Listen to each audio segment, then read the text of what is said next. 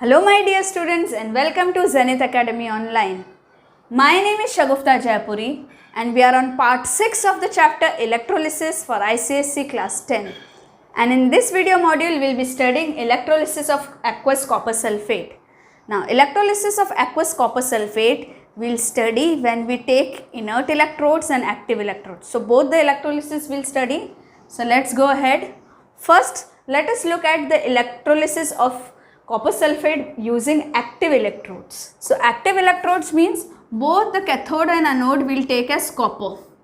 What are active electrodes? Which take part in the chemical reaction. Okay. So both are copper. This is anode.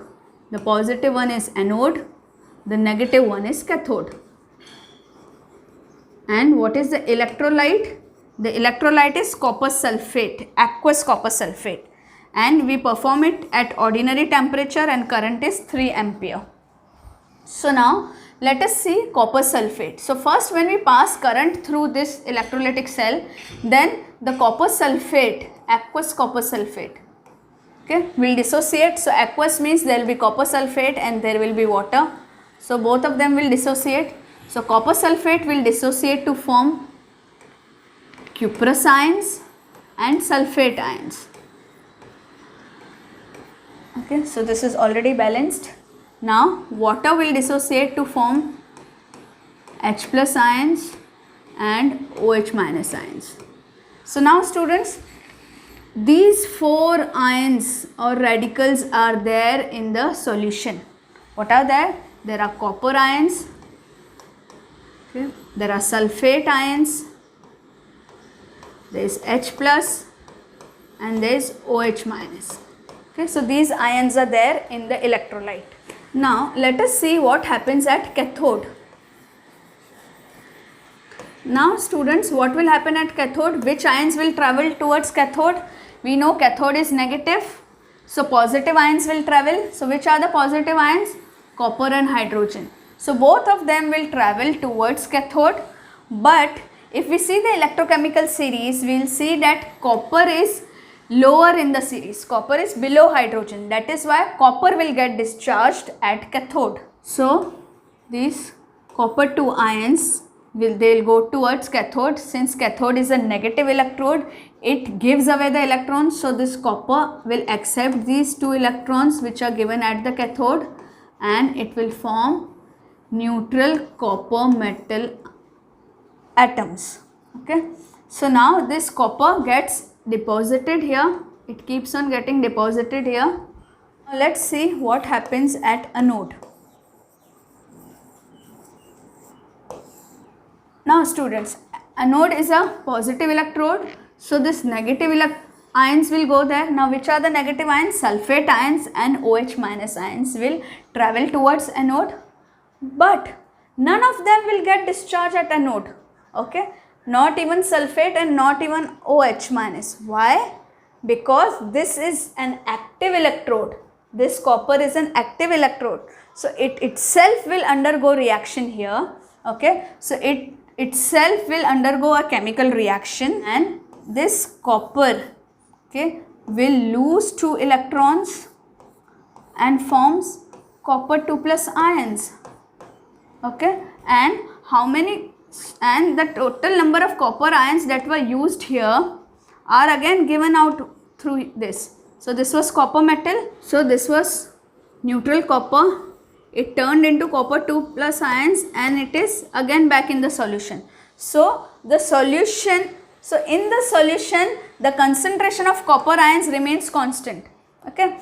So whatever number of copper ions are being used up here at cathode to make copper atoms, the same number of copper atoms are discharged here and it forms copper ions which comes into the solution. So whenever we are using an active electrode at cathode, what is formed? Neutral copper metal atoms, and at anode what is formed? Cuprous ions are formed. So since this metal is getting used up, so in the due course of the reaction this anode goes on becoming thinner and thinner.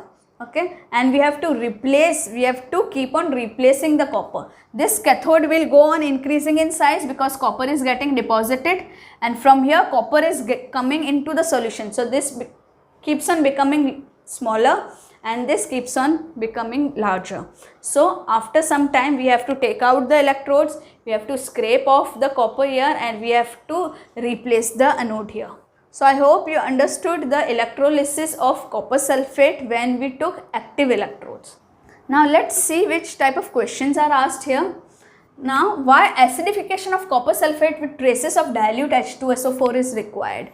You should remember that the copper sulfate that we have taken here has trace, that is very less amount of sulfuric acid also added to it. Okay, what does it do? It enhances the conductivity of the electrolyte and may prevent hydrolysis of the electrolyte.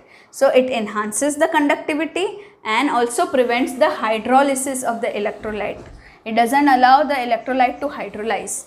So now let's learn using inert electrodes how we can do the electrolysis of copper sulfate. Now here you can see in an electrolytic cell we have taken copper sulfate solution. Okay.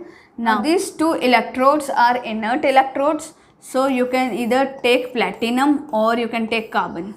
Okay, so you can take platinum or carbon. Now at cathode you can even take copper. Okay, just see to it that anode is a inert electrode. Okay, so at anode we have to make sure that we have taken an inert electrode. This can be copper or you can take any inert electrode as well. Now let's begin. So again in the electrolyte there is copper sulfate, aqueous copper sulfate along with traces of sulfuric acid.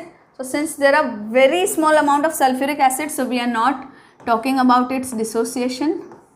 So let's see, copper sulfate again dissociates into cuprous ions and sulfate ions, and water gets dissociated into H plus and OH minus ions. So these four ions are there in the solution, that is H plus, copper 2 plus, sulfate and OH minus.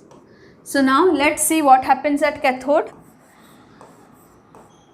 So let's learn about the reaction at cathode and anode. So what happens at cathode and what happens at anode. At cathode, obviously the positive ions will go.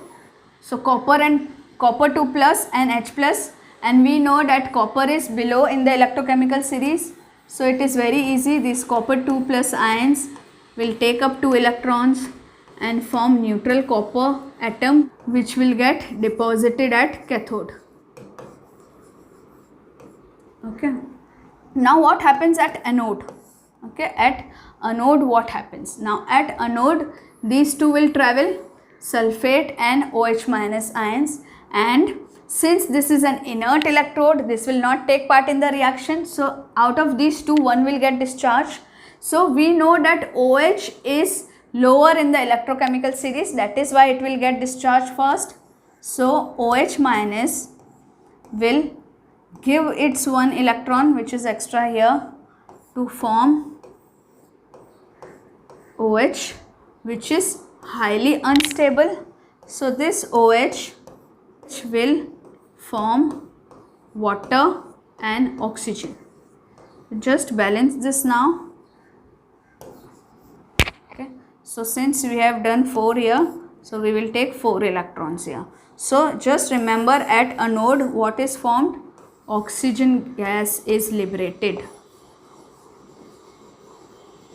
Okay, so whenever we are performing the electrolysis of copper sulfate and we have taken inert electrodes, then at cathode copper will get deposited.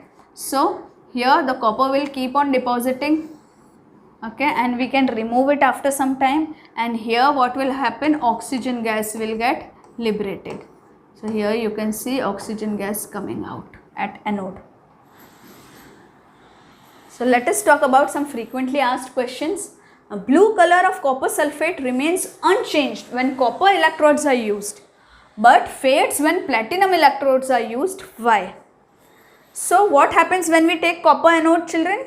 So when we take copper anode, for every copper ion that is discharged at the cathode as neutral copper atom, a copper ion is added to the solution. I told you already that the amount of copper ions that is discharged at the cathode as copper atom, okay, the same amount of copper ion is added to the solution at anode. Okay. Therefore, the total number of copper ions remain the same in the solution. And we all know that blue color is due to presence of copper ions in the solution. So if the copper ions remains the same, the number of copper ions in the solution remains the same, then the blue color of copper sulfate will remain intact. So what happens when we take inert anode? The copper ions that are discharged at, sorry, this is cathode. The copper ions that are discharged at cathode are not replaced at the anode, because at anode the active electrode is not there. The inert electrode of platinum is there, so the copper ions cannot come in the solution, whereas from the solution the copper goes at the cathode. See what happens at cathode, this copper 2 plus goes, okay, it accepts 2 electrons and forms this copper metal, copper atom neutral, which gets deposited, whereas at anode OH minus ions was getting discharged. So this OH minus ions was forming water and oxygen. Okay. So at anode oxygen was getting discharged. So there are no copper ions that are lost here, which are again coming in the solution. That is why the color fades. That is why we say that the blue color fades when platinum electrodes are used. I hope this concept is clear. Now let's come on to our next question. What are the products formed at anode when active or inert electrodes are used? So we know copper ions are formed if copper electrodes are used, and oxygen is formed if inert electrodes, that is platinum or carbon, are used. So that was all about the electrolysis of copper sulfate. So we studied the electrolysis of copper sulfate when we used active electrodes and when we used inactive electrodes. I hope you understood the concept very well. If you liked the video, please give it a thumbs up and write in the comment section below. Also watch all our videos of the series electrolysis to understand the concept of this chapter very well. In the last part of the chapter, we will be talking about the applications of electrolysis. So please do not forget to watch that as well. If you have not yet subscribed to my channel, do it right away and tap on the bell icon so that you receive the notifications of our next videos. So keep sharing and keep learning. All the best.